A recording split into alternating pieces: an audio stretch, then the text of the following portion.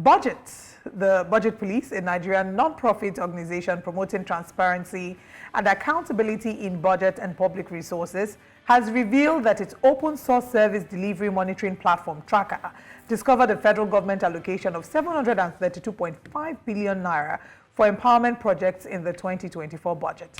Well, in a statement released yesterday, BudgIT pointed out that this vague allocation surpasses the 646.5 billion naira allocated to health projects. We'll talk some more about this, and to do this, we have joining us the head of Tracka, Ayomide Ladipo. Ayomide, thank you so much for being here this morning. Thank you for having me. Great.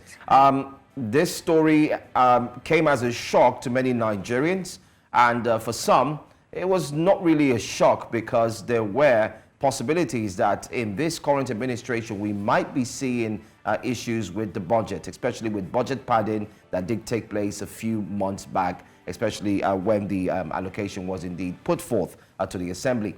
But can you break this down to us? Let's know, what are we dealing with here? Okay, thank you very much.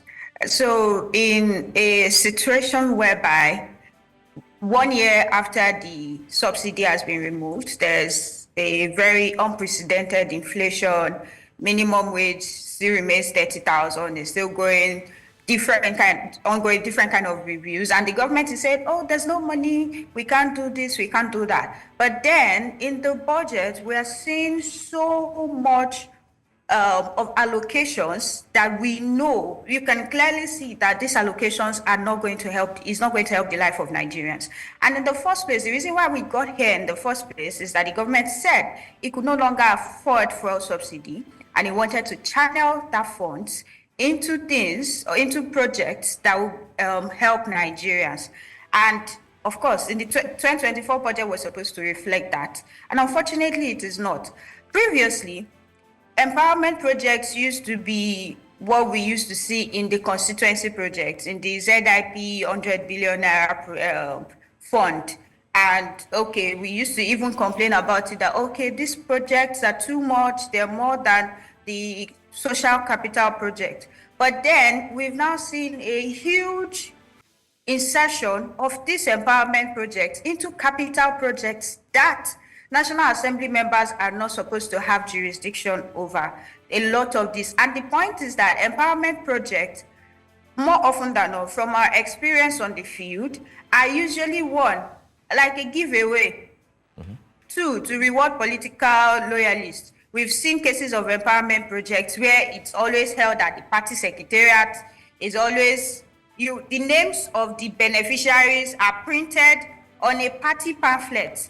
So how is that a fair game? Are we running a government for party loyalists, or we are running a government for the people? So these things where our budget, our lean money, our lean resources that the government has put the nation into a tight, that the government has put the masses into a tight situation for, we should not be seeing this kind of wastage. And it's like, this is a government of patronage. It's trying to do everything it can to be able to have a grip of every single thing. This is the capital project, for crying out loud. There's no reason why empowerment projects should supersede health projects.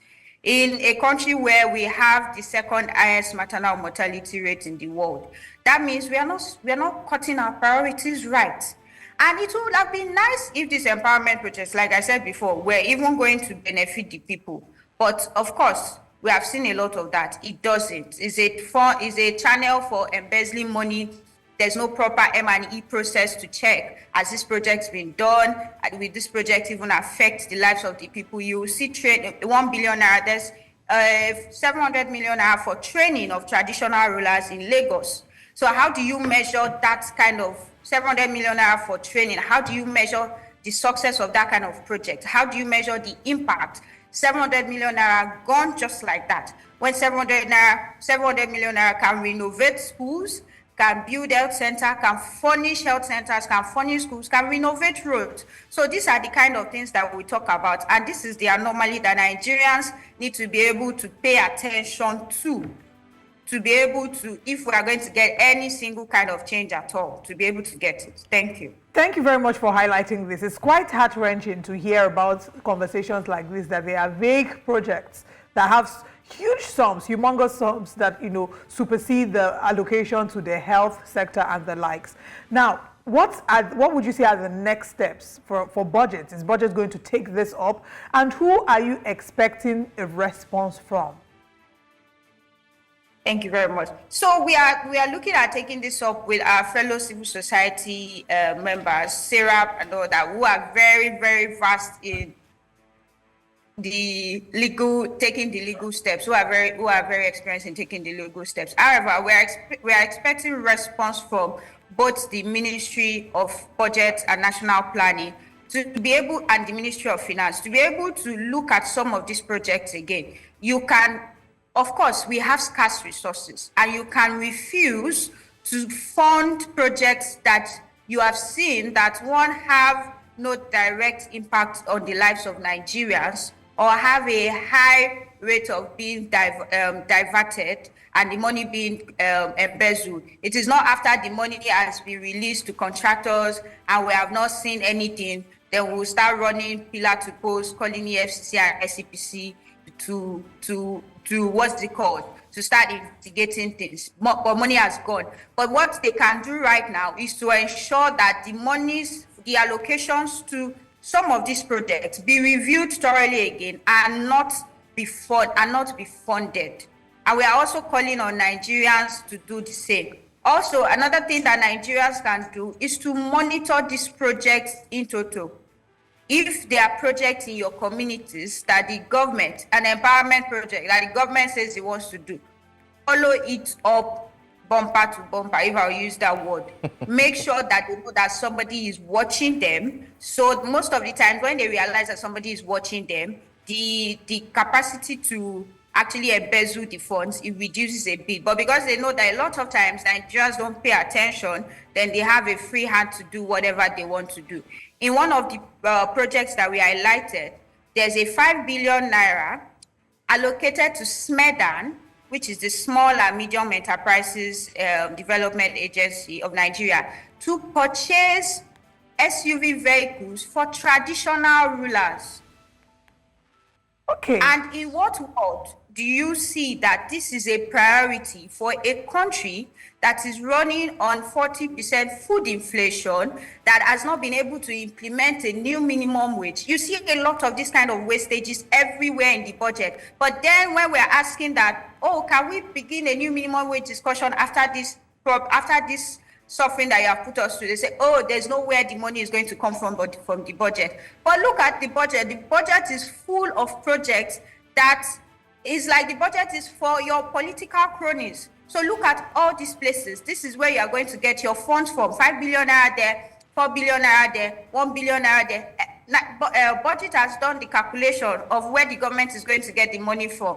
But we are waiting to see if the government actually prioritizes the well-being of the people like it says it does. All right.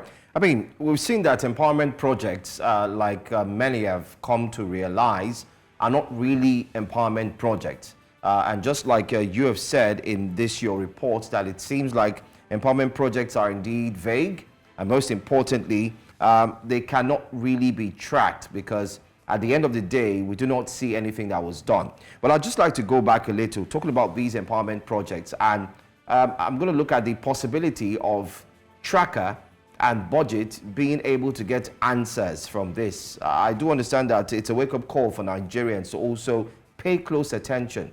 But you do recall that 150 billion naira was equally spent by former Vice President Yemi Osinbajo, saying is being used to take MSMEs out of the doldrums to save them.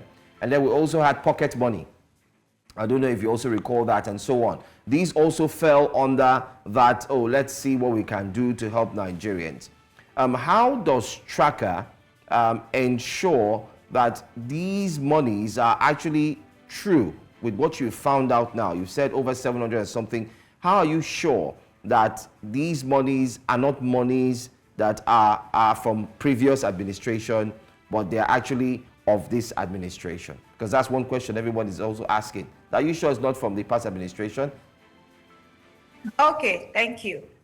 We are sure it's not from the past administration, because the projects that you were talking about, trader money, pocket money, they are special intervention projects. So there's going to be a huge lump sum allocated to that program for it to be implemented. And most of the time, these programs are implemented in quote by experts who are full-time running this program. So they have time to, for instance, do the field survey, do the monitoring and evaluation and all that, to at least even get a bit of impact.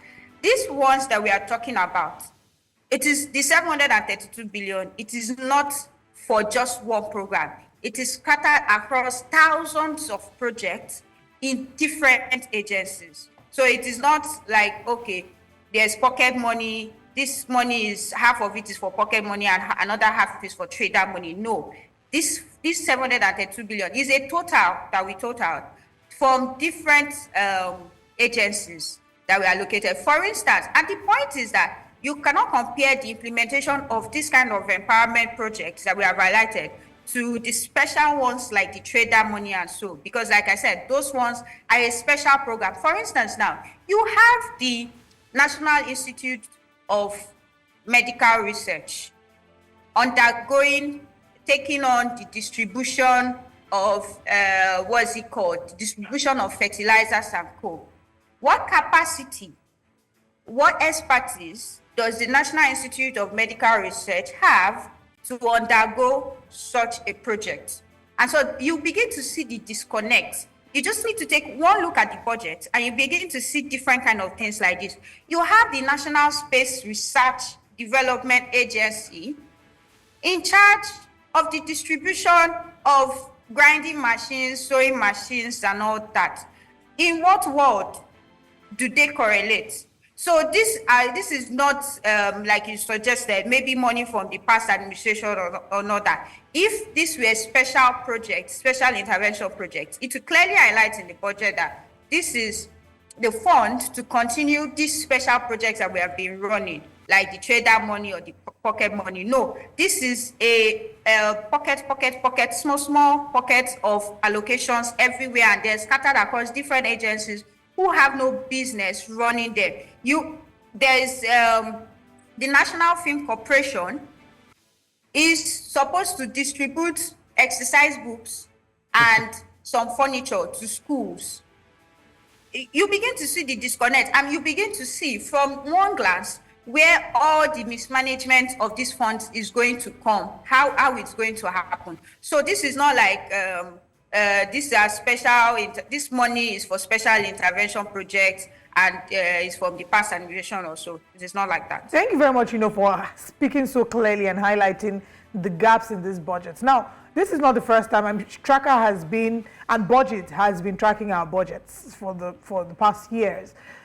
From your experience and from what you've seen in previous administrations, how do you foresee that this will eventually play out? Do you see that the government of this current administration will be taking account for what is happening and sort of giving a response and making amendments and adjustments to what is currently available? Or do you think it will just be one of those other conversations that will make a lot of noise about, and after a while everybody just moves on? Okay, it's a trick question, but we've seen that this is a government that likes to retract or take action when it faces public backlash. So the question is, would the voices of Nigerians be loud enough for them to hear us and for them to feel, okay, we need to take a look at this thing? BudgIT is just one organization. Tracka is just one organization. But we are giving the Nigerian people this information so that they can put pressure on the government. We've had this government put out one thing, when it faces a lot of backlash, it retracts, it put it out, it retracts. It looks like a government of trial and error. But anyways, that is something that we can have here if we have Nigerians rally enough to lend their voice to this kind of anomaly. Because we even did a small analysis of some suspicious allocations in the budget, where you see there is a construction of 4 blocks of 6-bedroom flats that is 4 billion naira under the defense. And you look at a lot of them are like that in the budget. And so if Nigerians put pressure on the federal government that we do not support this kind of wastage, especially not when the suffering that we are facing is unprecedented, then I believe that they will do something. But if we just let it pass and, okay, whispers here, whispers there, then of course they like to wait all the noise out. If it's a noise, they can wait out and nothing will be done. All right. Ayomide Ladipo, thank you so much for highlighting this. There's lots of shocking revelations I'm sure that a number of Nigerians will be seeing. We're hoping that we'll reach out to the DG of SMEDAN to join us on the show and maybe explain some of the discrepancies that we've seen in the budget. And also, we're hoping to hear from the House as well. Thank you so much for joining us. It was a pleasure.